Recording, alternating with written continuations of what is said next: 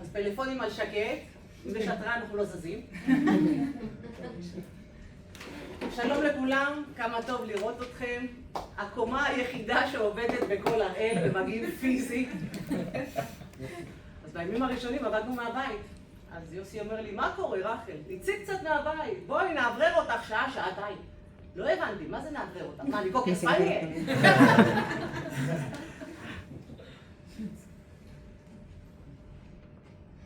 אבל כשאבישי ביקש ממני לכתוב סטנדאפ על המצב, אז נאלצתי לצאת מהפיג'מה, לקנות 2 מידות מכנסיים מעל ולהתחיל לכתוב.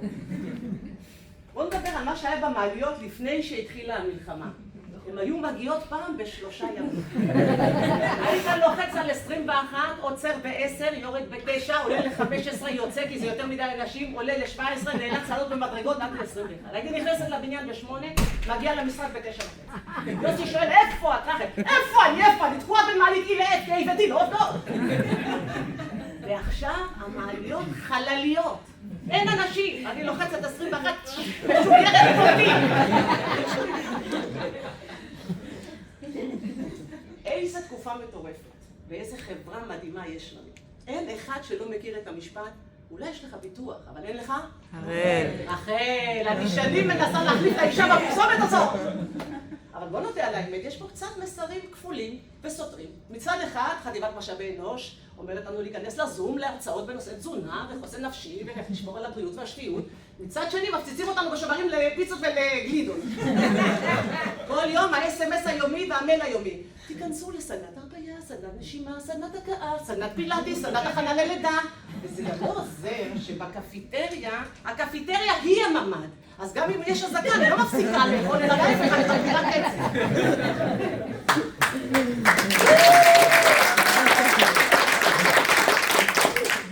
איפה תפסה אתכם ההזקה הראשונה בשבת בבוקר? בשירותים. אל תעני. אצלי זה קרה, ההתראה הזאת בנייד פעם ראשונה, קודם כל מהלחץ עף לי הנייד מהיד. הכנסתי את הרגליים לשתי השרוולים באותו פיג'מה, אני מגיעה לממ"ד, אני מגלה שאין אף אחד בבית. בעלי מפדל באיזה קבוצת רכיבה, באיזה מסלול מההר לעמק, סובב עמק, במילה אחת כוס עמק. הילדים, הבנים שלי, כל אחד עם החברה שלו, אז אני מוצאת את עצמי מסתכלת על הגלב ונסעה להרגיע אותו. אוסקר, תירגע, מה יש לך? הכל בסדר, תירגע. חברה שלי, דיאנה, בהזקה הראשונה, היא שמעה בום! הייתה נפילה.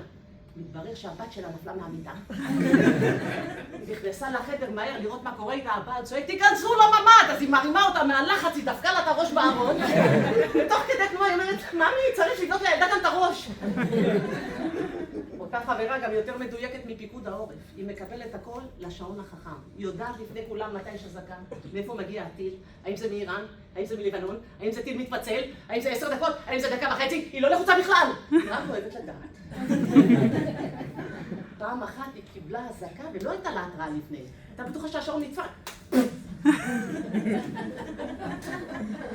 מה זה החיים? מה זה הגורל?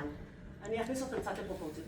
אני באה לטייל עם הכלב שלי, מחכה סוף סוף שיחרבן, יש לו את הסיבוב הזה, טקס של 7 הקפות, עד שהוא מוצא את הזווית שהוא קורא על הרדת, ואני כולי במתח, מה יצא? קטן, גדול, מוצק, משהו ששווה לבזבז עליו שקית? לפתע, נמלה עוברת מתחתיו. אני אומרת, אוי לא, אלוהים, תעשה שהיא תספיק לעבור. בלופ, נופל עליה, גוש חרא כמו האימוג'י בוואטסאפ. אני אומרת לכם, אותה נמלה, היא ידעה שככה היא הולכת לסיים את חייה? האם היא ידעה? היא לא קיבלה התראה לפני. יכול להיות שאתה בדרך לדייט או משהו. לכן אני אומרת, אכול ושתה, כי מחר נמות. ישעיהו כ"ב, פסוק י"ג. אני חיה עם 2 מתבגרים. האחד חייל בן 20, השני בן 17, לצורך העניין נקרא להם מהיר ועצבני. עכשיו לכל אחד מהם יש בת זוג. אז הבית שלי נראה כמו תיבת נוח ביום ובורדל בלילה. כשיש הזקה אנחנו צריכים ללכת לממ"ד, שזה החדר של המתבגר בן 17, ריח של הורמונים, סקס ופלוצים. אבל עדיין יש רומנטיקה. הגדול, החייל, החליט שהוא רוצה לעשות ארוחת ערב רומנטית לזוגתו, לעשות לה ארוחה ב3 מנות. כמה מצרכים, בשר, דגים, יין. אמא, אל תפריעו. אז לא רוצים להפריע. אני ובעלי מצאנו את עצמנו בחדר שינה ב8 בערב. עכשיו שתבינו, הסוד של הזוגיות שלנו זה שאנחנו לא מתראים. הוא בסלון רואה חדשות, אני בחדר רואה ריאליטי. פתאום אני מוצאת את עצמי לידו אחרי 20 שנות נישואים. מה זה? מתי התחלת לגדל זקן? אמרו לי בעבודה שזה יפה. מה זה? את מעריכה שיער? אמרו לי בעבודה שזה יפה. פתאום יש גם לנו דייט.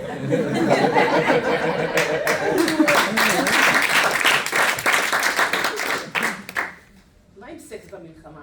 זה לא בייבי בום, זה בייבי בום! כולם מסתובבים חרמנים, מותשים ורעבים. כל היום אני עם חברות בטלפון. מה הכנת היום? מה תפשירי אתמול? מה תפשירי היום? מה תפשירי מחר? שהשאלה האמיתית היא מה נלבש ביום שנחזור כי שום דבר לא עולה עליי. אודל החליטה לאכול בריא. זה רוטף פסטו שאני הכנתי, זה לחמניות קוסמין שאני אפיתי, וזה ביצה שאת איטל. קרה לכם שהתעוררתם בבוקר וראיתם הודעה בנייד, הסתיים האירוע? אבל מתי היה האירוע? למה לא הוזמנתי לאירוע? זה מחזיר אותי לילדות, אני לא רוצה לדבר על זה. אפרופו אירוע, הבן שלי בי"ב, אז יש לו נשף, הוא צריך עכשיו לקנות חליפה. אז אני מנסה לשכנע אותו שיקנה של הגדול. עלה לו 1,000 שקל, לבש רק פעם אחת בצבע ירוק זית. לא, אמא, זה צריך להתאים לצבע הסמלה של שירה. אז אני פונה לשירה, מה צבע הסמלה שלך? עוד לא קניתי. מבולבלים גם אנחנו. איזה בסה שזה נפל לנו על המשתה של פורים. עד שסוף סוף הייתה לי הזדמנות לקנות כרטיס לעומר אדם. אז באוטו אני מספרת לבעלי שאני הולכת למסיבת פורים בפרדס חנה. לא, בובה, אני לא מוכן.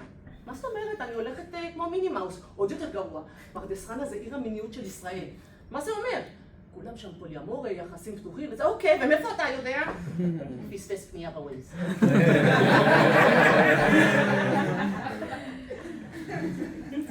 החייל שלי בן 20 מתנהג כמו גבר בגיל העמידה אחרי 2 בצבא. הוא מגיע מחמשוש הביתה, אוכל את כל מה שיש בבית, פותח את המקרר כל 10 דקות ל10 דקות ומתחיל. הוא רס"פ. מה זה? אין מה לאכול. אני צריך גיוון, אני צריך בשר, אני לא מבין מה קורה פה. אני שונא את הבית הזה, אני שונא את המקרר הזה. לך קיבינימט, יא חתיכת חייל מפונק, תחזור לצה"ל, לאוכל המגעיל שלך, יא רס"פ מניאק. אני גם לא מבינה... יש פה רס"פים? השפה הצבאית שלו משגעת אותי. איתמר, ספר איך בצבא.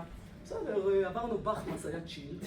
אחר כך שלחתי מצגת מרשימה למפקץ, ועשיתי עם סבתא 15 שעה. מה אתה אומר? מה אתה מדבר? אני לא מבינה.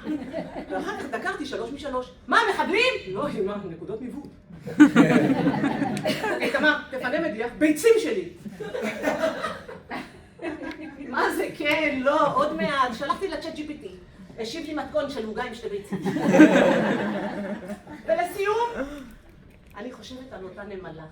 אם הנמלה הזאת לימדה אותי משהו, זה שבחיים אתה לא יודע מה ייפול עליך מלמעלה.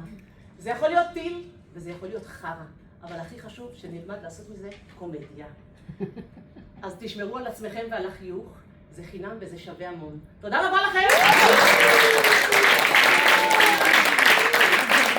תודה רבה ליוסי שתמיד הרים לי, תודה לבעלי שתמיד הוריד לי.